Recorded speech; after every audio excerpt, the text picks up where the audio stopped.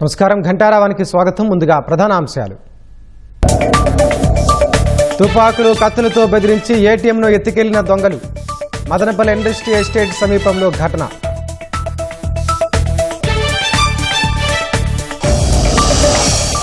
విశాఖలో మరో data centre ఏర్పాటుకు అడుగులు. 58,743 కోట్ల పెట్టుబడితో ప్రభుత్వానికి ప్రతిపాదనలు. ఎల్నినో దెబ్బతో కర్నూలు జిల్లాలో సాగు ప్రశ్నార్థకం. పశువులకు మేత కూడా దొరకట్లేదని రైతుల ఆవేదన.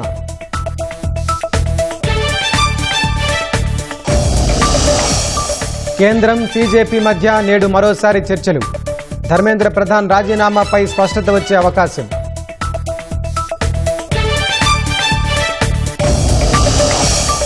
పాకిస్తాన్లో వరదలపై దుష్ప్రచారాలను ఖండించిన భారత్. చేనాబ్ నది ఉధృతికి వర్షాలే కారణమని స్పష్టీకరణ.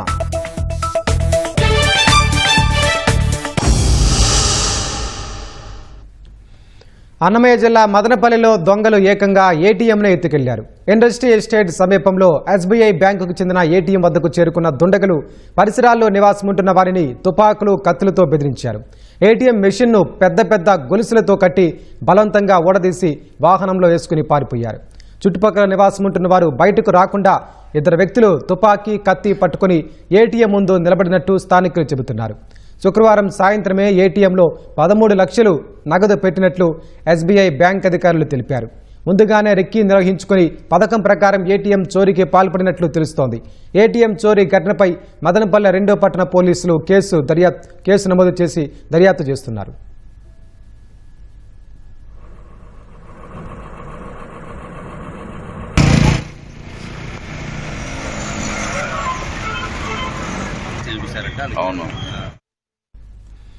రాష్ట్రంలో పారిశ్రామిక విప్లవానికి బాటలు పడుతున్నాయి. వివిధ సంస్థలు భారీ పెట్టుబడులు పెట్టేందుకు ఆసక్తి కనబరుస్తున్నాయి. విశాఖలో 58,743 కోట్ల పెట్టుబడితో మరో డేటా సెంటర్ రానుండగా 71,602.60 కోట్ల పెట్టుబడులకు వివిధ సంస్థలు ప్రభుత్వానికి ప్రతిపాదనలు అందజేశాయి. ఇవి కార్యరూపం దాల్చితే దాదాపు 15,000 మందికి ఉద్యోగ ఉపాధి అవకాశాలు లభించనున్నాయి. రాష్ట్రంలో డేటా సెంటర్, లిథియం అయాన్ బ్యాటరీల తయారీ, ఎలక్ట్రానిక్స్ మ్యానుఫ్యాక్చరింగ్, సోలార్ ఇన్గాట్, రక్షణ రంగ ఉత్పత్తుల తయారీ పరిశ్రమల ఏర్పాటుకు వివిధ సంస్థల నుంచి వచ్చిన ప్రతిపాదనలను రాష్ట్ర పెట్టుబడుల ప్రోత్సాహక కమిటీ పరిశీలించింది. రాష్ట్రంలో 71,602 కోట్ల పెట్టుబడులతో పరిశ్రమల ఏర్పాటుకు వివిధ సంస్థలు ప్రభుత్వానికి ప్రతిపాదనలు అందించాయి. వాటి ద్వారా 14,190 మందికి ఉపాధి అవకాశాలు కల్పించనున్నట్లు సంస్థలు పేర్కొన్నాయి. ప్రభుత్వ ప్రధాన కార్యదర్శి జి సాయి ప్రసాద్ అధ్యక్షతన ఎస్ఐపిసి సమావేశమై చర్చించింది. ఆ పెట్టుబడుల ప్రతిపాదనలతో పాటు గతంలో ప్రభుత్వం ఇచ్చిన అనుమతుల్లో కొన్ని సవరణలు, గడువు పెంపు ప్రతిపాదనలకు చెల్లించాల్సిన ఫీజు మాఫీకి సంబంధించిన అంశాలపై కమిటీ చర్చించింది. వాటిని తుది ఆమోదం కోసం సీఎం చంద్రబాబు నేతృత్వంలోని ఎస్ఐపిబికి కమిటీ పంపనుంది.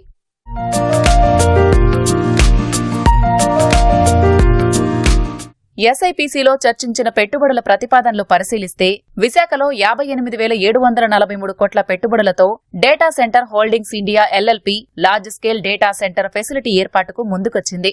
రాబోయే 10 ఏళ్లలో 5 దశల్లో పెట్టుబడులు పెట్టేందుకు సంస్థ ప్రతిపాదనలిచ్చింది. దీని ద్వారా 1,250 మందికి ఉపాధి లభించనుంది. అగస్త్య గ్రీన్ ఎనర్జీ లిమిటెడ్ కు కర్నూలు జిల్లా గుట్టపాడు ఇండస్ట్రియల్ పార్కులో ఎకరా 10 లక్షల చొప్పున 156.96 ఎకరాలు కేటాయించే ప్రతిపాదనను ఎస్ఐపిసి పరిశీలించింది. 7,799.96 కోట్ల పెట్టుబడితో ఇంటిగ్రేటెడ్ 12 గిగావాట్ల సోలార్ ఇన్గాట్, 12 గిగావాట్ల సోలార్ వేఫర్ తయారీ పరిశ్రమ ఏర్పాటుకు సంస్థ ప్రతిపాదనలు పంపింది. దీని ద్వారా 1000 మందికి ఉపాధి అవకాశం లభిస్తుంది. కోరమాండల్ ఇంటర్నేషనల్ లిమిటెడ్ శ్రీకాకుళం జిల్లా మూలపేటలో 2,125 కోట్ల పెట్టుబడితో ఫాస్ఫోరిక్ యాసిడ్ అండ్ అసోసియేటెడ్ ప్లాంట్ల ఏర్పాటుకు 450 ఎకరాలు కేటాయించాలని కోరుతూ ప్రతిపాదనలు పంపింది. 400 మందికి ఉపాధి కల్పించనున్నట్లు వెల్లడించింది. VPR mining infrastructure private limited 500 కోట్లతో నెల్లూరు జిల్లా మనుబోలులో పరిశ్రమ ఏర్పాటుకు ముందుకొచ్చింది.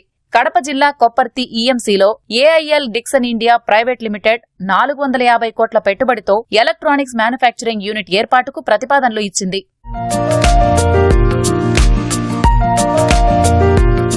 తిరుపతిలో Munot lithium battery private limited 500 కోట్ల పెట్టుబడులతో లిథియం అయాన్ సెల్ తయారీ పరిశ్రమ ఏర్పాటుకు ప్రతిపాదనలిచ్చింది. సన్షైన్ ఎనర్జెటిక్స్ 466 కోట్ల పెట్టుబడితో నెల్లూరు జిల్లా దుత్తలూరులో integrated defence energetics and strategic తయారీ ఫెసిలిటీ ఏర్పాటుకు 455 ఎకరాలు కేటాయించాలని సంస్థ కోరింది. Jayaditya agro private limited Kurnool జిల్లాలో 300 కోట్ల పెట్టుబడితో ఏర్పాటు చేయనున్న ప్రాజెక్టుకు ఏపీ ఫుడ్ ప్రాసెసింగ్ పాలసీ కింద టైలర్ మేడ్ విధానంలో ప్రోత్సాహకాలు చెల్లించే ప్రతిపాదనను కమిటీ పరిశీలించింది. సిఆర్ఆర్ హాస్పిటాలిటీ ఎల్ఎల్పీ తిరుపతిలో 192.02 కోట్ల పెట్టుబడితో హోటల్ ఏర్పాటుకు ముందుకొచ్చింది. అనకాపల్లి జిల్లాలో Arcelor Mittal, Nippon steel India private limited ఉక్కు కర్మాగారానికి విద్యుత్ టారిఫ్ రాయితీ, కంపెనీ పేరు సవరించే ప్రతిపాదనలపై చర్చ జరిగింది. కర్నూలు నగరంలోని కల్లూరు ఎస్టేట్లో ఉన్న దేవా అగరబత్తి ఫ్యాక్టరీలో భారీ అగ్ని ప్రమాదం చోటు చేసుకుంది. ఫ్యాక్టరీలోనే శ్రీ లక్ష్మీ బాలాజీ ఆయిల్ మిల్లు కూడా ఉండటంతో మంటలు పెద్ద ఎత్తున చెలరేగాయి. అగ్నిమాపక సిబ్బంది మంటలను అదుపు చేశారు. ఈ అగ్ని ప్రమాదంతో దాదాపు 15 లక్షల రూపాయల నష్టం వాటిల్లిందని యజమానులు కన్నీరు మున్నీరుగా విలపించారు.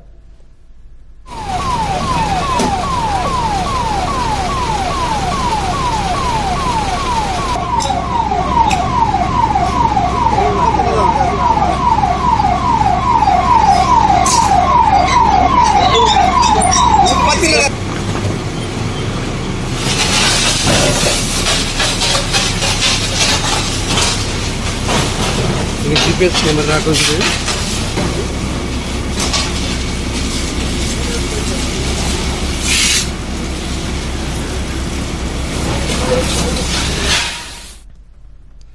అధికారంలో ఉన్నప్పుడు బీసీల పేకలు కోసి నేడు బీసీ గర్జన అంటే ప్రజలెవరూ నమ్మరని మంత్రి కొల్లు రవీంద్ర అన్నారు. బీసీలకు స్థానిక సంస్థల ఎన్నికల్లో రిజర్వేషన్లు తగ్గించిన చరిత్ర వైసీపీదని మండిపడ్డారు. ఇవాళ గర్జన అంటున్న జోగి రమేష్, విడుదల రజని ఆనాడు ఏమయ్యారని ప్రశ్నించారు. ఈ రాష్ట్రంలో బీసీలని అణిచినటువంటి వ్యక్తి జగన్మోహన్ రెడ్డి. 5 సంవత్సరాలు అక్రమ కేసులు కట్టి అనేక రకాలుగా ఇబ్బందులు పెట్టి అనేక మంది బీసీ సోదరులను పొట్టన పెట్టుకుని మరి ఆనాడు తోట చంద్రయ్యని నడి రోడ్డు మీద ఎక్కువస్తే ఆనాడు ఎక్కడికి పోయాడు ఈ జోగి రమేష్? ఆనాడు ఎక్కడికి పోయింది రజనీ గారు అని చెప్పి నేను అడుగుతా ఉన్నా. ఆనాడు బీసీలకి చట్టపరంగా రావాల్సినటువంటి హక్కులన్నీ కూడా హరించి బడ్జెట్ లో 1 పైసా కూడా ఇవ్వకుండా చేసి దొంగ నాటకాలు ఆడతాకు బయలుదేరుతాం. రేపల్లెలో అభం శుభం తెలియనటువంటి ఒక పసికందు అమర్నాథ్ గౌడ్ని అతి కిరాతకంగా పెట్రోల్ పోసి తగలబెడితే ఎక్కడికి పోయాడు ఈ జగన్మోహన్ రెడ్డి? ఆ రోజు ఈ జోగి రమేష్ నేను అడుగుతా ఉన్నా. కనీసం పరామర్శ చేయలేదు. శ్రీకాకుళంలో మీ వైఎస్ఆర్ పార్టీ నాయకుడు సిదిలి అప్పలరాజు కుమారుడు యాక్సిడెంట్ చేసి చంపేస్తే మరి వాళ్ళు బీసీలు కాదా? దాని కేసును తప్పించడానికి ప్రయత్నం చేసినందుకు అతని మీద చట్టపరంగా చర్యలు తీసుకుంటే సిదిలి అప్పలరాజు మీద దానికి ఇవాళ బీసీలని ఇబ్బంది పెడతారని మాట్లాడుతూ ఉన్నారు. అక్కడ చనిపోయింది బీసీ కాదా? 5 సంవత్సరాలు కనీసం బలహీన వర్గాల గురించి మాట్లాడినటువంటి వ్యక్తులు ఇవాళ గర్జనలు బొజ్జనలు అని చెప్పి మళ్ళీ ఏదో డ్రామాలు సృష్టించాలని ప్రయత్నం చేస్తే ఎవరు నమ్మరు. సంగం డైరీ వార్షిక ఆదాయం 2260 కోట్లు వచ్చినట్లు సంస్థ చైర్మన్ ధూళిపాళ్ల నరేంద్ర తెలిపారు. గుంటూరు జిల్లా వడ్లమూడిలోని డైరీ ప్రాంగణంలో పాలక మండలి సమావేశం నిర్వహించారు. సమావేశంలో తీసుకున్న నిర్ణయాల్ని నరేంద్ర వెల్లడించారు. ఉప ఉత్పత్తులు పెంచడం ద్వారా గతేడాది కంటే 260 కోట్ల రూపాయల అదనపు ఆదాయం వచ్చినట్లు వెల్లడించారు. 16 కోట్లు లాభాలు వచ్చాయన్నారు. ఆటోమేషన్ కోసం 55 కోట్లు వెచ్చించామన్నారు. కొత్తగా 2 చిల్లింగ్ కేంద్రాలు ఏర్పాటు చేస్తున్నట్లు తెలిపారు. వరంగల్లో సంగం డైరీ పెరుగు నాణ్యతపై కొందరు దుష్ప్రచారం చేస్తున్నారని మండిపడ్డారు. వారిపై హైకోర్టులో కేసు వేశామన్నారు. 2260 కోట్ల టర్నోవర్ని సంగం డైరీ సాధించింది. అలాగే 16 కోట్ల రూపాయల లాభాలని సంగం డైరీ బోర్డు ఆమోదించడం జరిగింది. గత సంవత్సరానికి ఈ సంవత్సరానికి పోల్చుకుంటే ఒక 260 కోట్ల టర్నోవర్ని మేము అధికంగా సాధించడం జరిగింది. ఎక్కువ లీటర్లు వ్యాపారం చేయటం మూలన 160 కోట్ల దాకా, ధర పెంచడం ద్వారా ఒక 80 కోట్ల రూపాయలని మేము ఆదాయంగా అధిక టర్నోవర్ని పొందడం జరిగింది. సంగం డైరీకి సంబంధించిన సొసైటీ యాప్, ఫార్మర్ యాప్ కూడా మేము దాన్ని డెవలప్ చేసి అమలు చేస్తా ఉన్నామని చెప్పి తెలియజేస్తా ఉన్నా. శ్రీకాకుళం జిల్లా పలాస మండలం పెదంచెల జిల్లా పరిషత్ ఉన్నత పాఠశాలలో తల్లిదండ్రులు, ఉపాధ్యాయుల ఆత్మీయ సమావేశం ఘనంగా జరిగింది. పాలక లలిత అనే మహిళకు 4 పిల్లలుండగా అందరూ అదే పాఠశాలలో చదువుతున్నారు. అందరికీ కలిపి తల్లికి వందనం కింద 52,000 రూపాయలు ఖాతాలో జమయ్యాయి. ప్రభుత్వ సాయంపై ముఖ్యమంత్రి చంద్రబాబు, ఎమ్మెల్యే గౌతు శ్రీషుకు తల్లి లలిత కృతజ్ఞతలు తెలిపారు. మా ఆయనేమో ఆటో నడుపుతారు, నేను ఇంట్లోనే ఉంటాను. మా ఆయన తెచ్చే డబ్బులతోనే పిల్లలకు చదివించాలా, ఇంట్లో ఖర్చులు ఇబ్బంది అయిపోయాము. పెళ్లికి వందనం పడింది 4 పిల్లలకి. పాప 8th క్లాసు, బాబు 6th, ఇంకొక పాప 4th క్లాసు, ఇంకొక బాబు 2nd క్లాసు. 4 కళ్ళు పడింది 52,000. మా పిల్లలకి చదివించుకోవడానికి మాకు ఉపయోగపడింది. మేము చదివించుకోలేమో అనుకుని భయపడ్డాము, కానీ డబ్బులు పడింది. డబ్బులు పడిన దానికి మేము ఎంతో ఆనందంగా ఉన్నాం, పిల్లలకి చదివించుకోగలమని. వరుణుడు కరుణిస్తే ఎంతగా పులకరిస్తుందో మొహం చాటేస్తే అంతగా క్షోభించే జిల్లా కర్నూలు. పూర్తిగా వానలు, అడపాదడపా కాలువలపై ఆధారపడే కర్నూలు జిల్లా వ్యవసాయం ఎల్నినో దెబ్బకు విలవిల్లాడుతోంది. ఆశల సాగు ఆదిలోనే ఎండిపోతోంది. పశువులకు మేత దొరకడము కష్టంగా కనిపిస్తోంది. కరువు ఛాయలు తరుముతున్న వేళ రైతు కుటుంబాలకు వలస వెళ్లడం తప్ప మరో మార్గం కనిపించడం లేదు.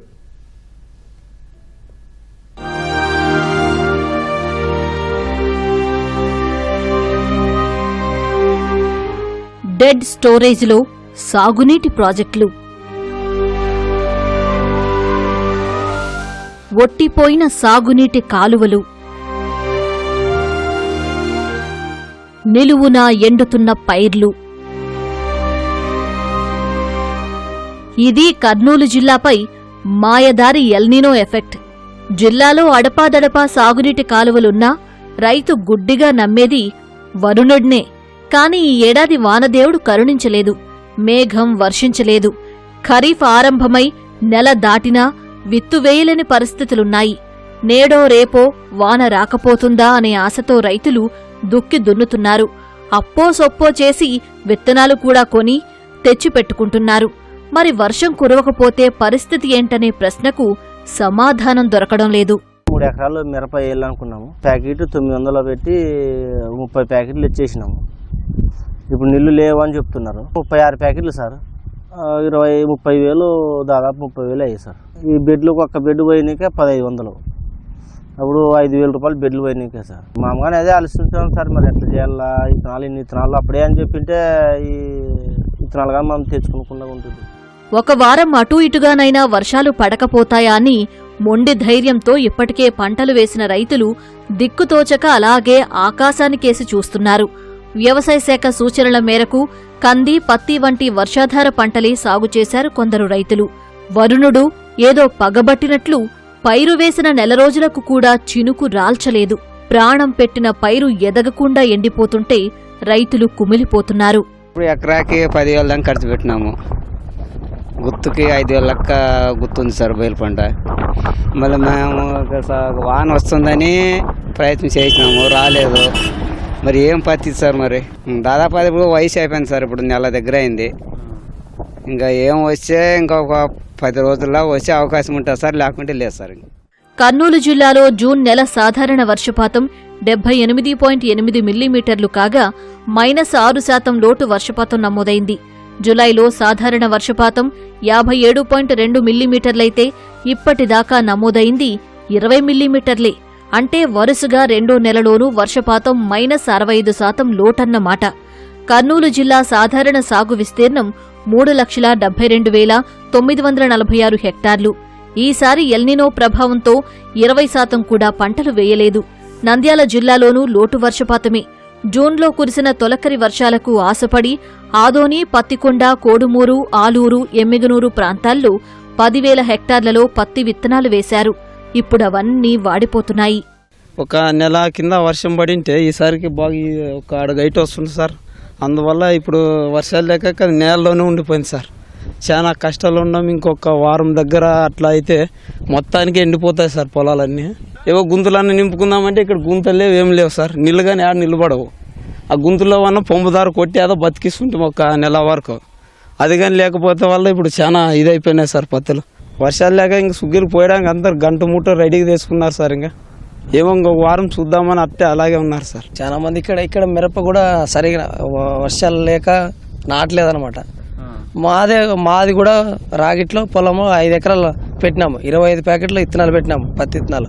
వర్షానికి అసలు ఒక వర్షం రాలేని వల్ల ఒక విత్తనం కూడా నాటలేదు అసలు.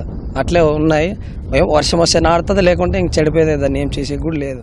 అప్పులు తెచ్చి పెట్టుబడి పెట్టిన రైతులు మొలక దశలోని పంటలను కాపాడుకునేందుకు ప్రాణం పెడుతున్నారు. ఆస్పరి, ఆదోని, ఆలూరు ప్రాంతాల్లో మిర్చి, పత్తి మొక్కలను కాపాడుకోవడానికి బిందెలతో నీళ్లు తెచ్చి పోస్తున్నారు. వారం 10 రోజుల్లో వర్షాలు రాకపోతే ఈ కష్టమంతా మట్టిపాలే. నేను ఒక 10 ఎకరాల పొలాలు గుర్తు చేసుకున్నాను. నా పరిస్థితి అయితే చాలా ఇబ్బందిలో ఉన్నాను. అప్పు తెచ్చినాను.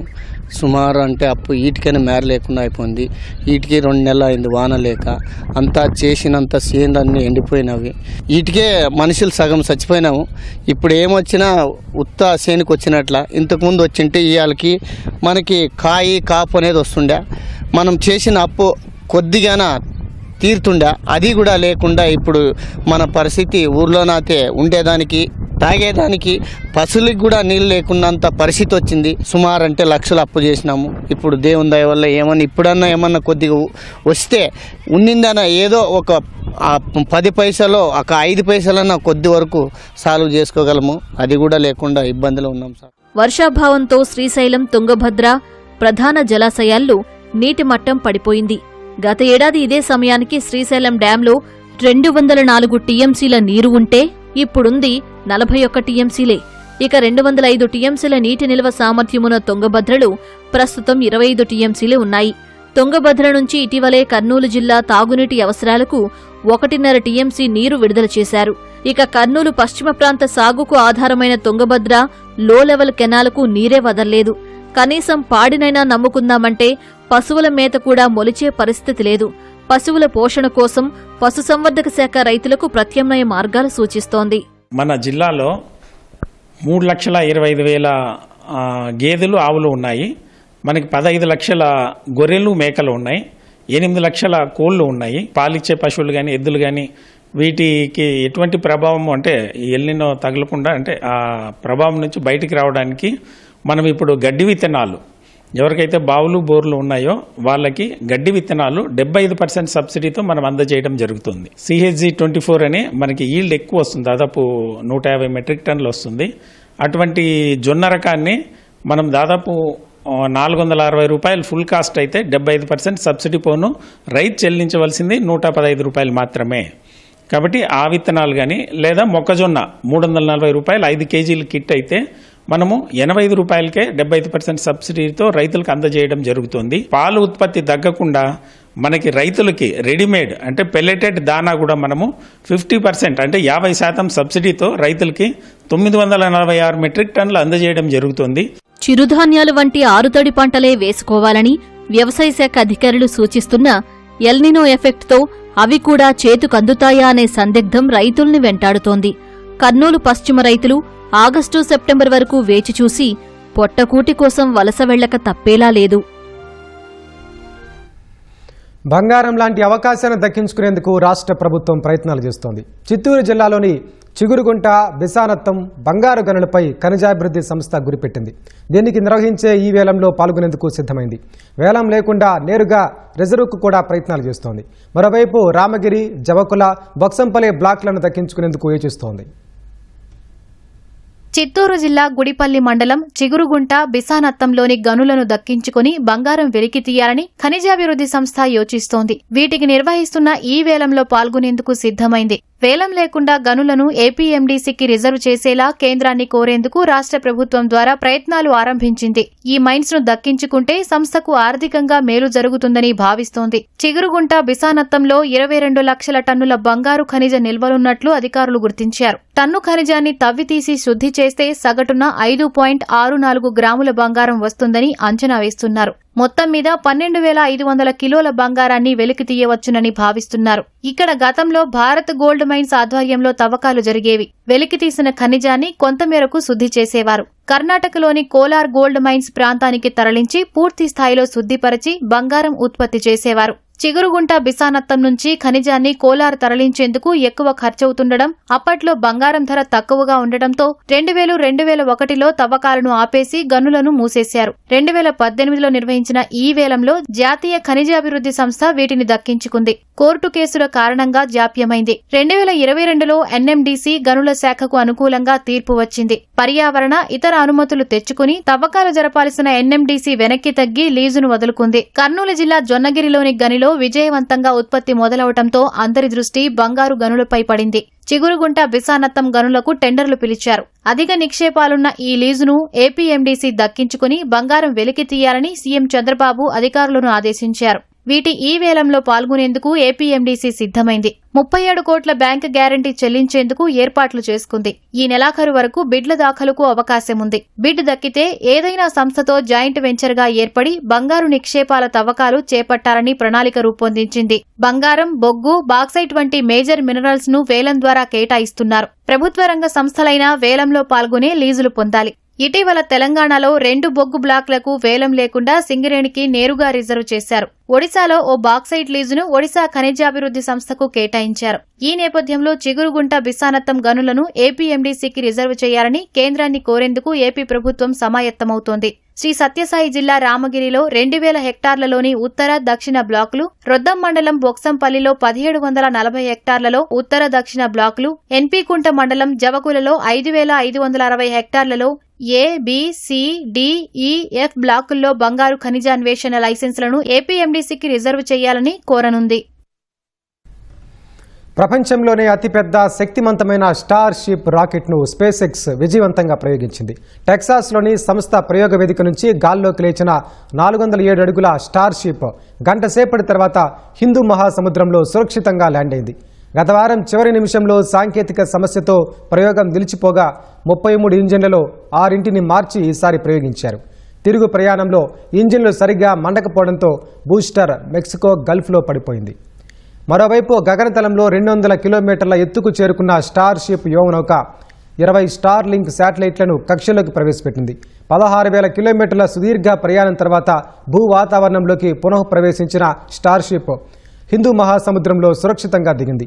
ఇప్పటి వరకు జరిగిన ప్రయోగాల్లో ఇదే అత్యుత్తమ పునరాగమనాన్ని స్పేస్ ఎక్స్ ప్రకటించింది. చందమామపైకి మనుషులను తీసుకెళ్లే నాసా ఆర్టిమిస్ 3 ప్రయోగానికి ఈ పరీక్ష చాలా కీలకమని తెలిపింది. ప్రయోగం ఘన విజయం కావడంతో స్పేస్ ఎక్స్ ఉద్యోగులు ఆనందోత్సాహాల్లో మునిగిపోయారు.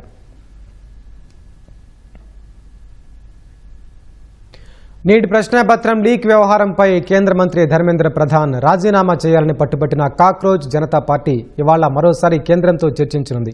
నిన్న ఢిల్లీలోని కాన్స్టిట్యూషన్ క్లబ్లో కేంద్ర మంత్రులు జేపీ నడ్డా, జితేంద్ర సింగ్తో సీజేపీ ప్రతినిధులు సౌరవ్ దాస్, అశుతోష్ రంకా చర్చలు జరిపారు. ఈ భేటీలో తమ డిమాండ్లను కేంద్ర మంత్రులతో సీజేపీ ప్రతినిధులు చర్చించారు. పలు డిమాండ్లకు కేంద్రం సానుకూలత వ్యక్తం చేసినట్లు చెప్పిన సీజేపీ ప్రతినిధులు ధర్మేంద్ర ప్రధాన్ రాజీనామా అంశంపై ఈ మధ్యాహ్నం వరకు కేంద్ర మంత్రులు సమయం అడిగారని చెప్పారు. ఈ నేపథ్యంలో ఇవాళ జరగనున్న చర్చల్లో కీలకమైన నిర్ణయాలు వెలువడే అవకాశం ఉన్నట్లు తెలుస్తోంది. మరోవైపు జంతర్ మంతర్ సమీపంలో సీజేపీ ఆందోళనల దృష్ట్యా సెంట్రల్ ఢిల్లీలో 18 మెట్రో స్టేషన్లను ఇవాళ మూసివేస్తున్నట్లు ఢిల్లీ మెట్రో రైల్ కార్పొరేషన్ తెలిపింది. భద్రతా కారణాలతో మెట్రో స్టేషన్లను మూసివేయడం ఇది వరుసగా 4వ రోజు కావడం గమనార్హం. నీట్ పేపర్ లీక్ ఘటనలపై మరిన్ని తీవ్ర చర్యలుంటాయని ఫాస్ట్ ట్రాక్ కోర్టులు ఏర్పాటు చేసి నిందితులను కఠినంగా శిక్షిస్తామని ప్రధాని మోదీ స్పష్టం చేశారు. తాజాగా మరో వీడియో విడుదల చేసిన ప్రధాని గురువారం నాటి వీడియోపై స్పందించిన అందరికీ ధన్యవాదాలు తెలిపారు. విలువైన సూచనలు పంపిన యువతకు ప్రధాని మోదీ కృతజ్ఞతలు చెప్పారు.